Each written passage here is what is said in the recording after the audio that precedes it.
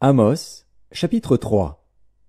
Écoutez cette parole que l'Éternel prononce contre vous, enfants d'Israël, contre toute la famille que j'ai fait monter du pays d'Égypte. Je vous ai choisis, vous seuls parmi toutes les familles de la terre. C'est pourquoi je vous châtierai pour toutes vos iniquités.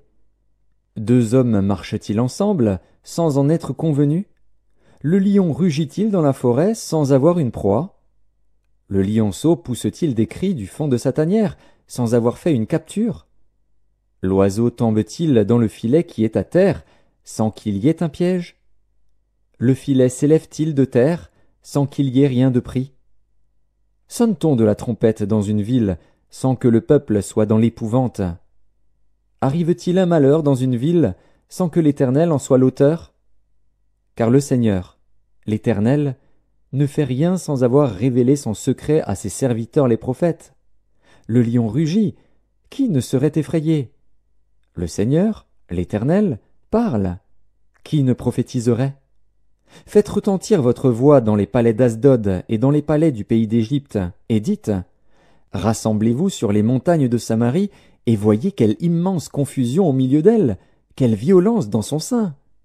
Ils ne savent pas agir avec droiture, dit l'Éternel, ils entassent dans leurs palais les produits de la violence et de la rapine.